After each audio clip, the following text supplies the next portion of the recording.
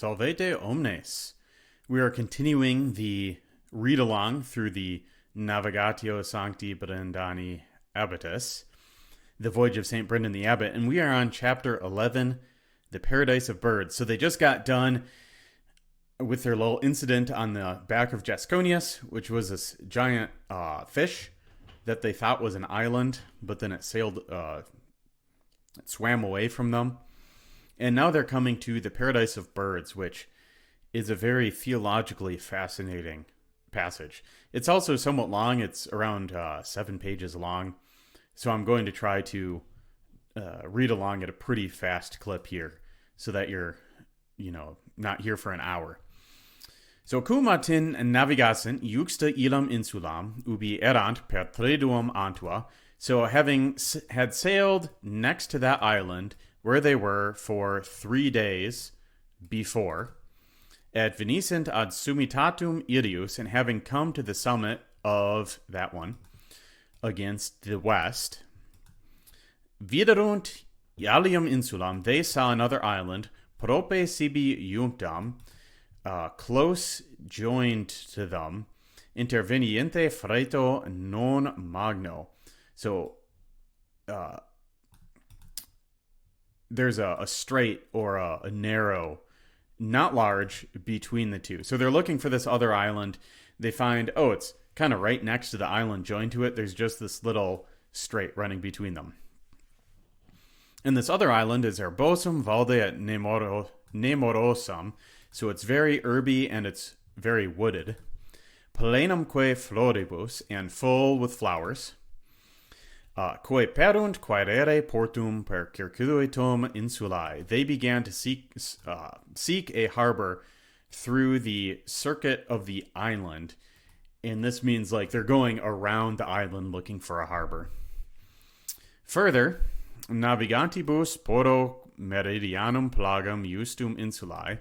So further, having sailed against the southern coast of the same island, in venerunt rivulum in vergentum in mare, they found a rivulet or a little river laying into the sea. Ibi navem ad terram miserunt. So there they sent the boat to the land. So they're sailing around this island, they find a river, and they decide, we're going to sail up the river. Ascendentibus illis de navi. So having ascended out of the boat, praecipit Sanctus Brendanus ut navem per funes contra Avium fluminis traxisint. So St. Brendan ordered that the boat, by means of ropes, against the Avium, which I gloss here, a cavity or a trough, meaning like the trough of the river. So they're going to, he orders them to pull traxisint, the boat, by ropes, through the cavity or the trough of the river, quantum plus potuisent, as much as they're able to. Erat autum illud flumen tam latum sicut et latitudo Irius navis. However, or for, that river, illud flumen, was tam latum sicut et latitudo Irius navis, as wide as the width of one boat.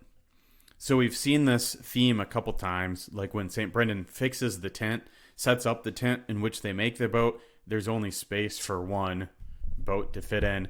When they land at the island with the empty courtyard, they also find a harbor that's only big enough for one boat. Here the river's only big enough for one boat. Paradītus pater, so the aforesaid father, meaning St. Brendan, was sitting in the boat, et ita fecerunt per spatium unius miriadii, and thus they did, for the space of 1 mile, usque dum ad fontum venerant, until they came to the fountain, justum fluminis, of the same river. So they sail up until they reach the source of the river. Dixit Sanctus Brendanus, so St. Brendan said, Ecce Dominus noster Jesus Christus nobis de locum adminendum in sua sancta resurrectione. So behold, our Lord Jesus Christ gave to us, dative there, this place, locum, for remaining in his holy resurrection. Et adidet, which means Easter there. Et adidet, si non habuissimus alia dispendia, and he added, if we had no other supplies except from this fountain, excepto isto fonte, credo, I believe, it would suffice sufficere us, nobis, ad victum et ad potum illum, for food and for drink. So he's making this comment of this fountain. He thinks you could live just off that fountain. We see this theme a couple times. In the very end, they get to this island of Paul the Spiritual, who starts off his monkish time on the island with this otter who brings him a fish every couple days to eat, but who then moves on to only drinking out of this fountain. So I think it's perhaps a symbol of like the monkish life, where you start out needing like food, you start out needing more things pertaining to the body, but then you're able to more and more only need like, the water, like the spiritual water. It's also possible that he means on a historical basis, it's like magical water or supernatural water that sustains you. Erat autem super irum fantum arbor mirae latitudinis ingirum. So, or however, there was, above that fount, a tree of great latitude all around. So girum, not a super common word.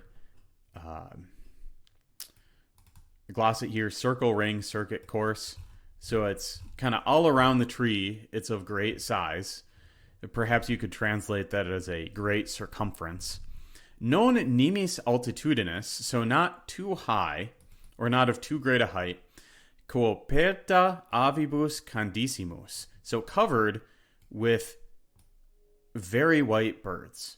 So candida would be white, candidissima is the superlative of that. So these are very white birds. In tantum cooperuerunt illam ut folia et rami ius minime virarentur. So in such a way, or to such an extent, they covered, the birds, that is, they covered illam, meaning the tree, such that the foliage, or the leaves and the branches, folia et rami, of it, its leaves and branches, could not be seen. Virarentur, we've got the passive there. This is reminiscent of a few chapters back with the island of sheep, where there's so many sheep you can't even see the ground. And the sheep there are very, like, abnormally large. They're all, like, very white. Here the same thing is happening, except it's birds instead of sheep, and it's on a tree instead of on the ground. Cum haec vidicit vir Dei.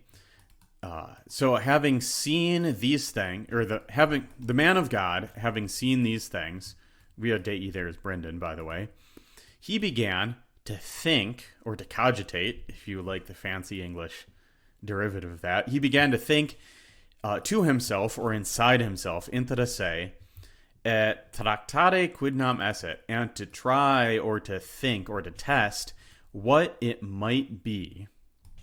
Aut quae causa fuisit, or of what cause it might be. Ut tanta multitudo avium potuisit esse in una collectione. That such a multitude of birds could be in one collection. In tantum sibi erat taedium, ut effudicit lacrimas, provolutis genibus aquae deprecasset Deum dicens.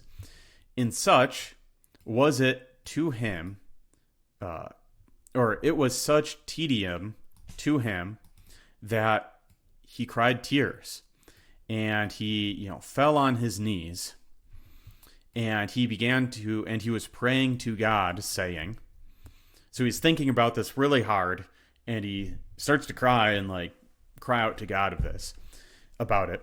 Deus, cognitor incognitorum, et revelator absconditorum omnium, tus gis angustium cordis mei. So God, knower of the unknown and revealer of all the things that are hidden. So absconditorum is things hidden. You may have heard the English verb to abscond. If someone like takes something and disappears, you'd say they absconded with it. So the revealer of everything hidden, plural genitive there, you know the tight space or the narrowness of my heart. We see this word angustia in the chapter entitled Tres Monachi, where the three monks come and like demand to be part of the trip, and it says that St. Brendan sees the angustiam of their hearts. The same thing happens here. Depere cor tuum majestatem. So I pray to your majesty, ut mihi peccatori digneris per tuum magnum misericordium reverare tuum secretum. That to me, a sinner, you would deign, or you would count worthy, or you would, I think deign is the best, you would choose to, through your great misericordium is like mercy, to reveal your secret, quod modo video prae oculis meus, which presently I see before my eyes. Non dignitatis aut meriti praesumo, so I presume nothing of dignity or of merit, but of your clemency. So we've got a number of uses of the genitive here. So he's asking God to reveal these things to him, not based on his own righteousness, but based on the mercy of God. There's some footnotes I have here. We move on to the next page. Cum haec dixisit interesse atque residisent. So having said these things inside himself and having reseated himself. So remember, he like fell on the ground praying. Now he's sitting again. Ecce una ex illis avibus. Behold, one of those birds volabat de arbore, flew from the tree. Fascinating phrase here. Et sonabant alae ius sicut tintinabulum. So tintinabulum is a onomatopoeia, meaning they're making, it sounds like a bell ringing. Like, you know, you take one of those like little like Christmas bells and it makes like a tin tin tin tin kind of thing. The sound of his wings were like a bell. So they've got this like magical musical bird flying to him. Contra navem ubi vir dei serebat. So the bird begins to fly to the ship where Brendan was seated. Quae sedit in summitate prorae, who, so this is feminine to match the bird, which is feminine, who sat in the top of the prow and began to extend his wings, et coepit extendere alas, quasi signo laetitiae, like a sign of happiness or a sign of joy. The word laetus, happy, is related to this.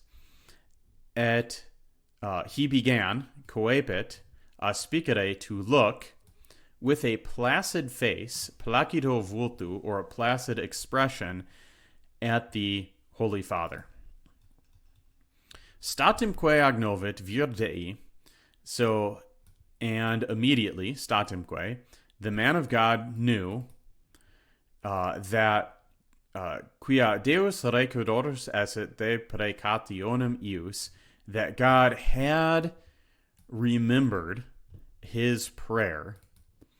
Tunc ait ad avim, then he said to the bird, Si nuntius Dei es, narra mihi. So if you are a messenger of God, narrate or tell to me, unde sunt istae aves, from where, unde, are these birds, aut pro qua re ilarum collectio hic sint, or for what thing, or on account of which things, well, actually, on account of which thing, re there is the singular ablative from res, thing. So, or what thing of these is this collection here? Basically saying, from where did these birds come, or why is this collection of birds here? Now we get to the fascinating theological part. Quae, who, meaning the bird, the obvious, immediately said, quae statum ait, nos sumos de illa magna ruina antiqui hostis, sed non peccando aut consenso sumus. So we are of that great ruin of the ancient enemy, meaning the devil, said, non peccando aut consenso sumus, but we are not out of, or here, by means of sinning or by means of consent. Said, ubi fuimus creati, but where or when we were created, per lapsum irius cum suis cetelibus contigit et nostra ruina. But through the fall of that one, so through the devil's fall, it happened, also our ruin, nostra ruina is the subject here, happened, our ruin happened through the fall of that one with his satellitibus, so with his guards or attendants. So the idea here is that these are angels who did not sin or consent to the sin of the devil, but in some sense they were perhaps angels under Satan in the angelic hierarchy, so that when they fell, or when Satan fell, his satellitibus, like the people under him or the angels under him, also were cast out of heaven. We'll return to this point. Deus autem noster justus est et verax. So God, however, our God, however, is just and true. Per suum magnum judicium misit nos in istum locum. Through his great judgment, he sent us into this place. Poenas non sustinemos, praesentium Dei possumus videre. So we do not sustain a penalty or a punishment. We can see the presence of God. Tantum only alienava nos a consortio aliorum qui sterunt. Only we are alienated from the company of those who stood, meaning the angels who were able to keep their place in heaven. Now, what's unique about this is that it gets into this idea of federal headship in a way. So in the Christian faith, there's this idea that Adam is the first man. Think Garden of Eden. Adam and Eve are the first man and woman created, and all of humanity is descended from those two people. And Adam's put in charge of the garden and of the whole world. So the idea of original sin is that Adam fell, he sinned, so we get a punishment imputed to us who are children of Adam, who are descendants of Adam. And a great example of this would be before Adam sinned, he was perfect in integrity. He didn't have sinful passions in the way that we do. But now, because we are born of Adam, we're born with these sinful passions. We're not born in a state of innocence, but we're born with this sinful inclination. And in theology, that's referred to federal headship, that Adam stands as a representative of everyone who is generated or who is descended from him. Now, typically, the angels are regarded as these entirely individual creatures. In fact, Aquinas, in his angelology, Thomas Aquinas, who's this medieval theologian, would basically say that, well, every angel has to be unique because these angels don't have bodies to distinguish them. Like you and me are both people. We're both in the genus of humanity, and what distinguishes us partly is we have different bodies. We have different accidents, meaning we have different things that happen to be true about us. I have one set of matter from my body, you have another set. But the angels, at least in Aquinas's perspective, being entirely intelligences, can't be distinguished through bodies, so they each have to be like their own unique thing. So it's kind of interesting that this narrative here takes it the other way and basically introduces this idea of federal headship for angels, and that they're angels who can be negatively affected just because of something that some other angel did. We see this happening for humans, and it's basically undeniable. Think of someone whose mother uses, like, say, drinks a bunch of alcohol when she's pregnant. Well, the person who is born from that will suffer from fetal alcohol syndrome. Through no fault of their own, they are born with an impediment because of something that someone else did. So typically we don't think of angels that way because they aren't generated the same way that people are.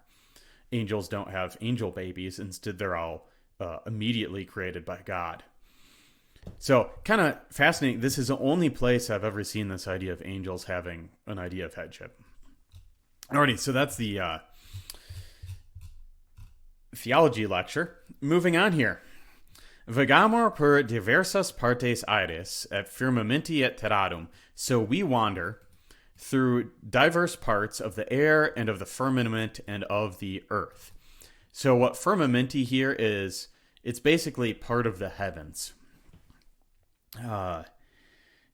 This fits into like an Aristotelian cosmology where there's kind of different layers to the heavens.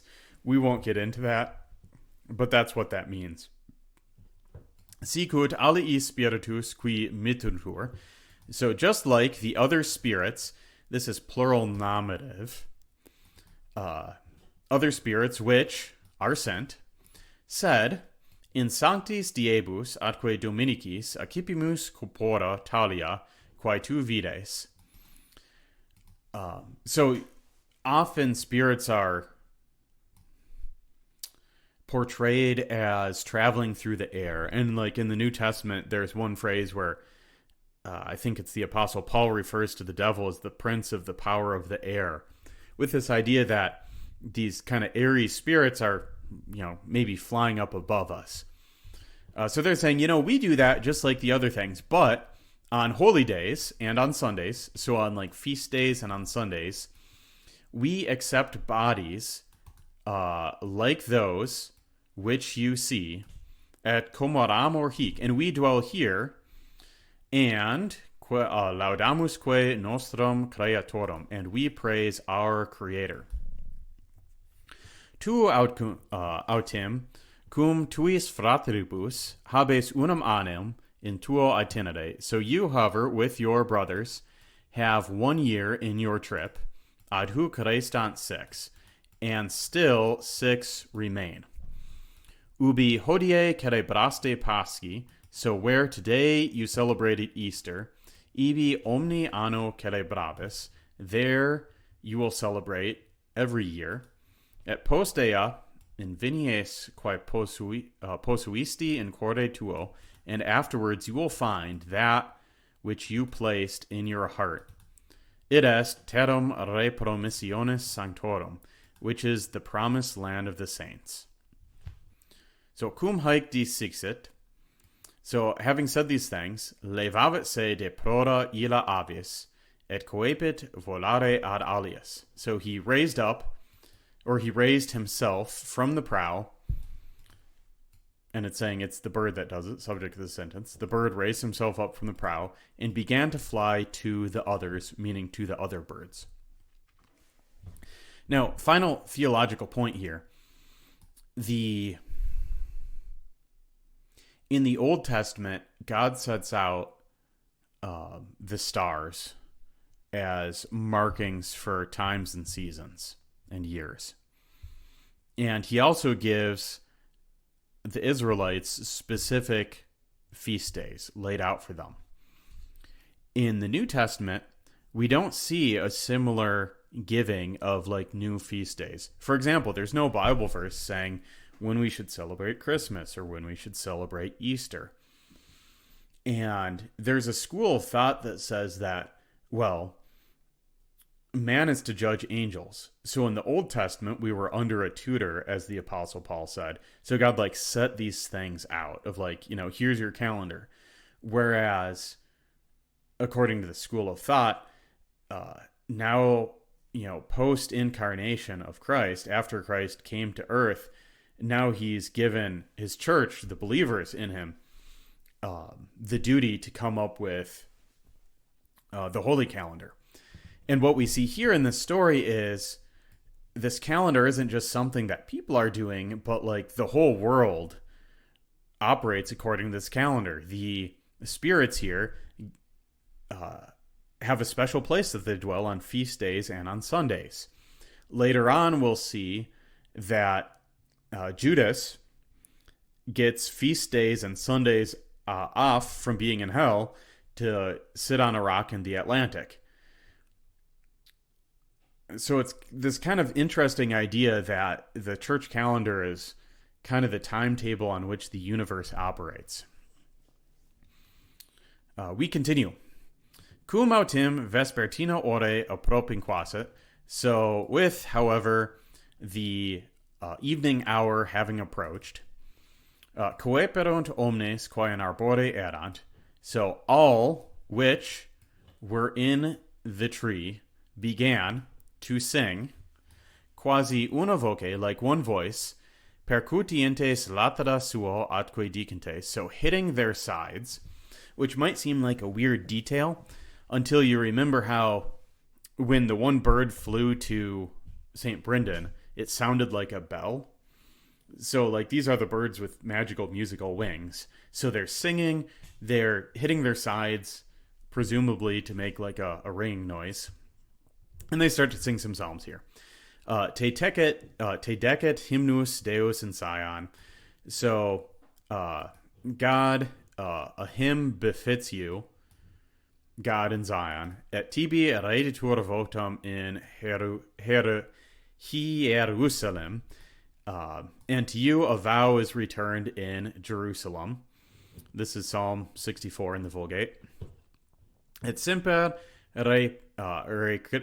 recipro paraditum versiculum quasi per spatium unius orae, and they were always reciprocating the aforesaid verse around the space of an hour. And here this means that they're doing it like a call and response thing. I believe the technical term for that is antiphonal or an antiphon, where someone sings it, someone else repeats it. So it seems they're singing the psalm back and forth for an hour. Et videtur viro Dei, and it appeared to the man of God, et illis qui cum eo erant, and to those with him, illa modulatio et sonus aladum, quasi carmen planctus pro suavitate. So it appeared to them, what appeared to them? That melody and the sound of the wings appeared to them like the song of morning because of its sweetness, pro suavitate. This is one of the other lines that really struck me when I read this, that you've got these birds which are still in the presence of God, but they're excluded from the company of the other angels. And it's fascinating that their song is like a song of mourning because of its sweetness.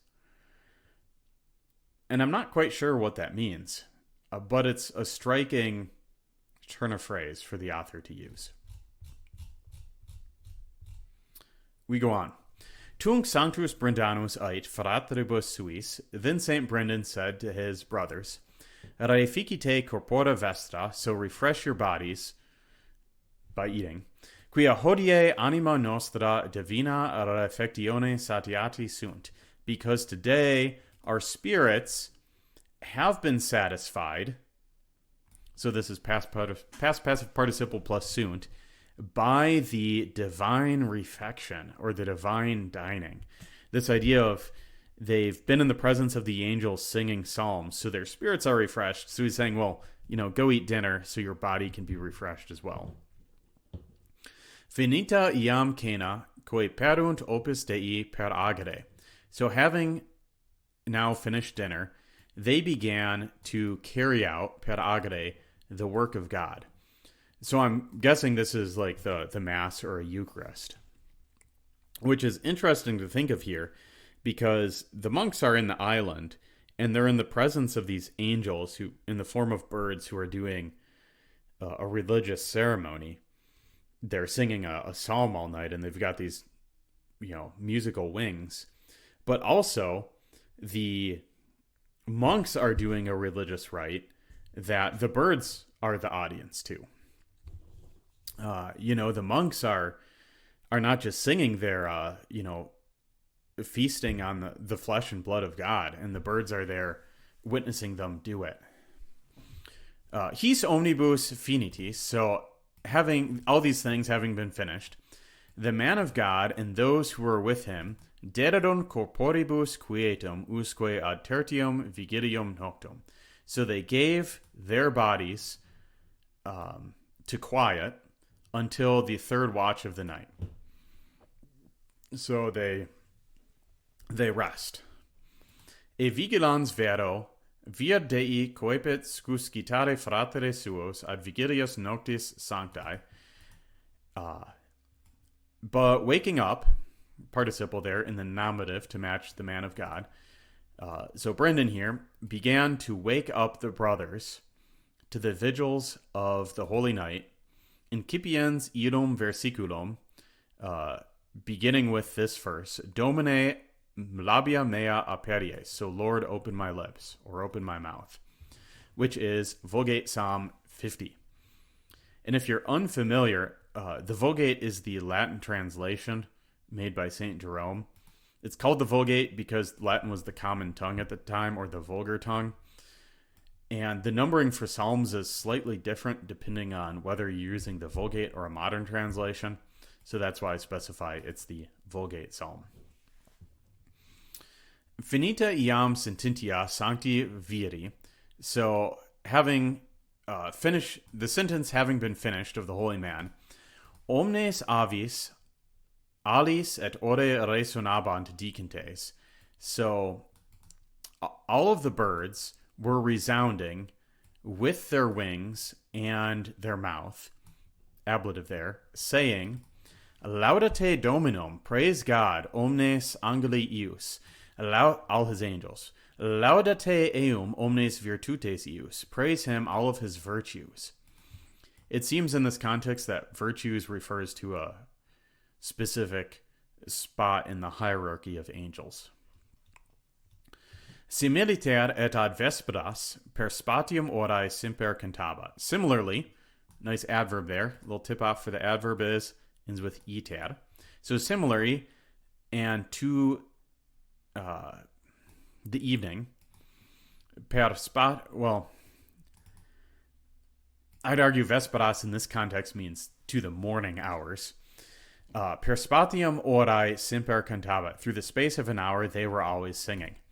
And the reason I think ad vesperas here means to the morning hours is it's at night. And then this line, cum autem aurore refulset. And then when the aurora or the daybreak shone forth, they began to sing. Et sit splendor Domini Dei nostri super nos. And let the splendor of our God be upon us. And here sit is just the subjunctive of est. So this is another use of subjunctive of let the splendor of the Lord our God be upon us. And that's Vulgate Psalm 89, verse 17. Aequali modulatione et longitudine salendi sicut et in matutinis laudibus. So with an equal melody or steady melody and the length of singing psalms, just like in morning praises. So this one might be a little tough to interpret. It seems to me what they're saying is that the birds are singing this verse just like the monks would do in their morning praises. We move on. Similiter ad tertium oram istum versiculum. Similarly, at the third hour, this verse, salite Deo nostro, salite regi nostro, salite sapienter. So sing to our Lord, sing to our King, sing wisely. Instead of reading out the references here, I'll just let you take a look at those. Pause the video if you need to. Ad sextum, to the sixth hour, illumina Domine votum tuum super nos et miserere nostri. So illuminate, Lord, your face on us, or shine your face on us, and have pity on us. Ad nonum, to the ninth, they were singing, Ecce quam bonum et quam iocundum habitate fratres in unum. So behold, how good and how pleasant, how jocund, if you will, how pleasant it is for brothers to dwell in unity. Ita die et nocte, so thus day and night, the birds were returning, redebant, to the Lord, praises. Accusative, plural accusative there. Therefore, Saint Brendan, igitur Sanctus Brendanus, usque in octavum diem, until the eighth day, reficiebat fratres suos festivitate Paschali, was refreshing his brothers with or in the Paschal festivities, or the Easter feast. Consumatis itaque diebus festis, dixit. So having finished, therefore, the days of the feasts, he said, Accipiamus de isto fonte stipendia. So let us, use of subjunctive again, let us receive supplies, plural neuter accusative there, from this fountain, quia usque modo non fuit nobis opus, because until presently it wasn't necessary to us, nisi ad manus et pedes lavare, except to wash the feet and hands.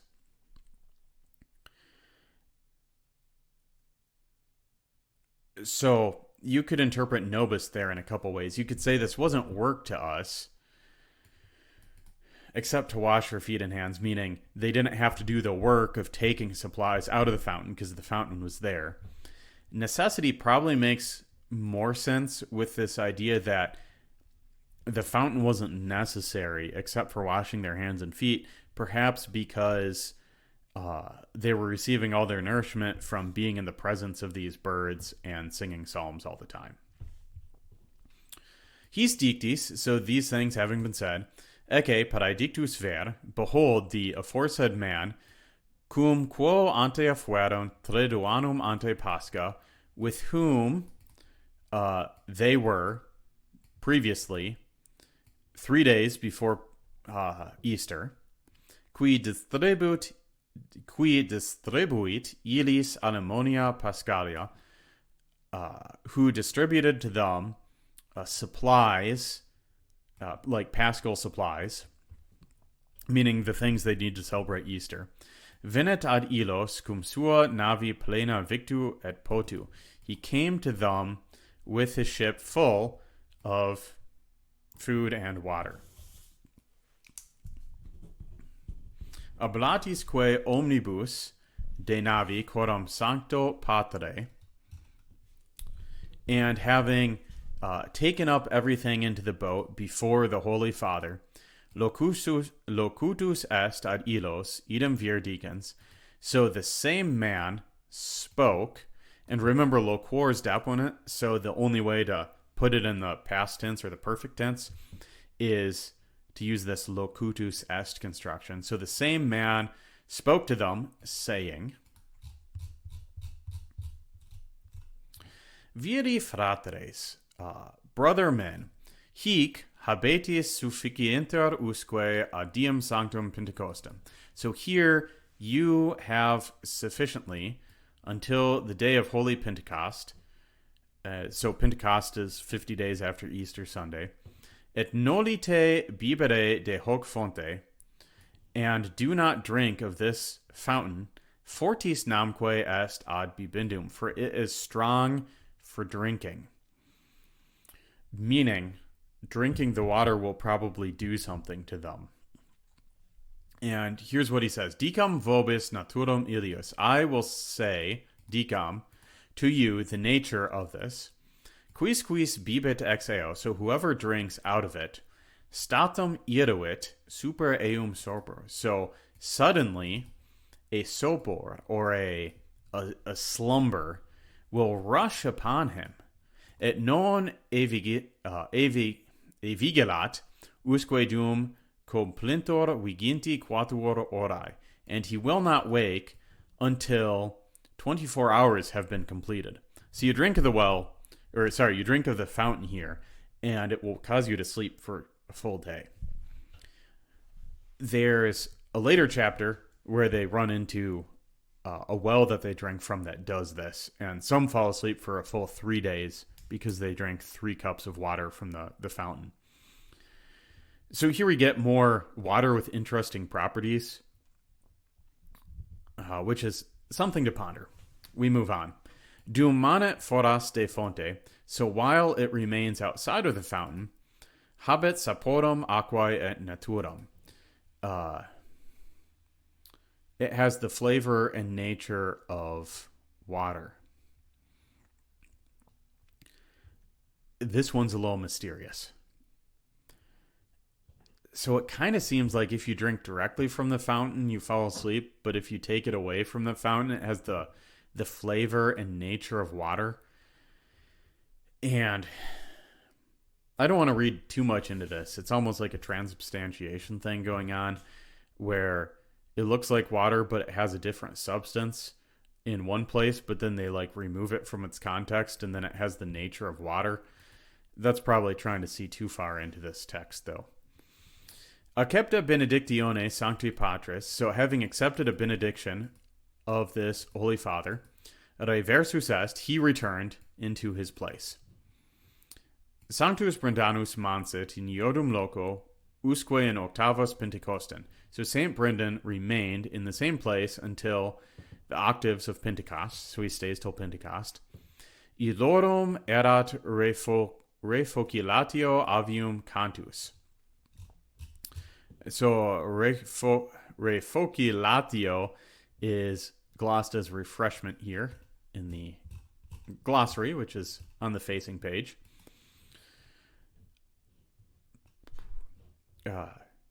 So their refreshment, the song of the birds, was their refreshment. And here, again, it's a little unclear whether this is like a refreshment of the soul, because they just got supplies from this guy, so I'm assuming this is like their refreshment for their soul that they're talking, and that they're not going to just ignore the food to live off of hearing birds sing. We continue. Die vero sancto Pentecostium, and on the day of the Holy Pentecost, cum sanctus vier cum suis famulis missam cantasset, when the man of God with his families, his servants here, meaning the monks, had sung a mass, venit illorum procurator, their procurator came, portans omnia quae opus die festi necessari erant, carrying everything which was necessary to the work of the feast day. Cum autem simul discubuissent ad prandium. So, therefore, when they had sat down to breakfast, the same man, idem vir locusus est, spoke to them, saying, Restat vobis magnum iter. There remains to you a great journey. Accipite de isto fonte vestra vascula plena, et pane sicos. So take from this fountain your vessels full, and dry breads, or dry loaves, with which you can observe in the other year. So now he's saying, well, do take from the fountain. So this is what makes me think that if you fill up a drinking vessel with a fountain, then it's fine to drink from. Ego vobis tribuam quantum vestera navis potes portare. For I will give to you, probably how I'd gloss that. Let's see what I did here. Yeah, I will assign or give to you as much as your ship can carry. Cum autem haec perfinita essent. So when, however, these things were completed, and having accepted a benediction, accepta benedictione, reversus est in locum suum, he returned into his place. Next up, Sanctus Brendanus. So St. Brendan, after 8 days, fecit honorare navem de omnibus. So literally made to be loaded the ship. And I take this as meaning he told the brothers to load up the ship. So he made the ship to be loaded, de omnibus, with everything that the aforesaid man had distributed to them. Et de illo fonte omnia vascula impleri fecit, and every vessel to be filled from this fountain. Ductis omnibus ad litus, so having led everyone to the shore, ecce, praedicta avis cito volatu, so behold, the aforesaid bird by swift flight, venit et resedit super prorum navis, came and sat on the prow of the ship. Ad vero vir Dei agnovit quod aliquid sibi voluit indicare. And truly the man of God knew that he wanted to indicate something to him. And the bird says, Nobis cum cerebrabitis diem sanctum Paschae. With us you will celebrate the holy day of Easter. And istud tempus praeteritum quod fuit. And that time before, which was in the future year. So I'm assuming he's referring here to the time they spent feasting, is like, you're going to do the same. Holiday plans are the same in future years for the monks here. Et ubi fuistis in praeterito anno in Cana Domini, and where you were in the previous year in the feast of, in the Lord's Supper, ibi aditis in anno futuro in praedictu die. There you will be in the future year in the aforesaid day. Similitur noctem Dominicum Paschae cerebrabitis ubi prius cerebrastis. So similarly, you will celebrate the night of Easter Sunday where you celebrated before super dorsum Jasconii, on the back of Jasconius, who's the giant sea fish. In Vinietis quoque insulam post 3 menses, you will find also an island after 3 months, quae vocator insulae familiae Albae, which is called vocator, the island of the family of Albae, ibi cerebrabitis nativitatem Domini. There you will celebrate the nativity of the Lord, meaning Christmas. Cum haec decesit, so having said these things, he returned reversa est into his place in locum suum. Fratres coe perunt extendere vela et navigare in oceanum. So the brothers began to extend the sails and to sail in the sea. Et aves cantabat quasi una voce, and the birds were singing like with one voice, ablative there. Exaudinos Deus salutaris noster. So hear us, God our Savior. Space omnium finium terrae et in mari longe. The hope of all the ends of the earth and in the broad seas, or in the sea afar off. And that's from Psalm 64:6. So that is the island of the paradise of the birds.